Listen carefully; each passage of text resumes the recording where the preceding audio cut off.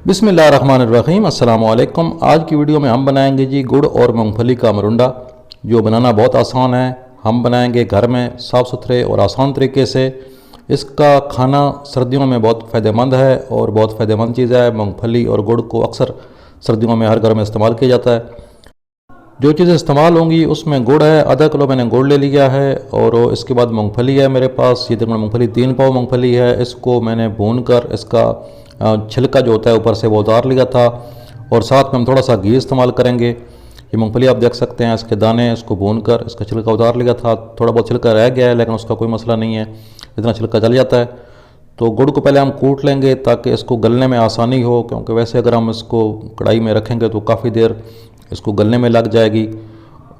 तो यहाँ पर हमने गुड़ को कूट लिया है। इसमें थोड़ा सा पानी शामिल करेंगे, सिर्फ 2 से 3 घूंट पानी होगा, ताकि सिर्फ ये जो गुड़ है हमारा ये पिघल जाए। इसको 5 से 6 मिनट लगते हैं गुड़ को अच्छी तरह पिघलाने में। इसको साथ हिलाते रहेंगे ताकि ये नीचे ना लगे और इसके जलने का ख़तरा कम से कम हो। तो गुड़ को हम पिघला लेंगे अच्छे तरीके से। मैंने पिछले साल एक वीडियो बनाई थी तिल और गुड़ का मरुंडा, वो वीडियो दोस्तों ने काफ़ी पसंद की, उसका लिंक डिस्क्रिप्शन में आ जाएगा, वो वीडियो भी देखिएगा। अगर वीडियो पसंद आए तो वीडियो को लाइक ज़रूर कर दीजिएगा, चैनल पर नया चैनल को सब्सक्राइब कर दीजिएगा।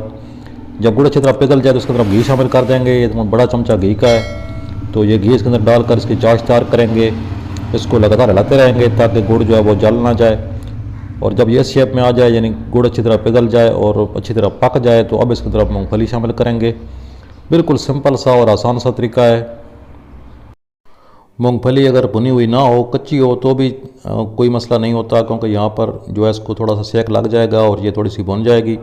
इस मौके पर इसको लगातार हिलाते रहना है, क्योंकि गुड़ जो है वो बहुत जल्दी वापस जमने की तरफ आ जाता है। इसलिए अगर आप इसको सुस्ती का हाथ लगाएंगे तो ये यहीं पर जो है वो बड़ा ढीला बन जाएगा और फिर वो जो है वो आपको कंट्रोल करना मुश्किल हो जाएगा। इसलिए इसको जल्दी से मिक्स करके तो किसी बर्तन को हम थोड़ा सा ऑयल ग्रीस कर लेंगे और उसमें निकाल लेंगे इसको।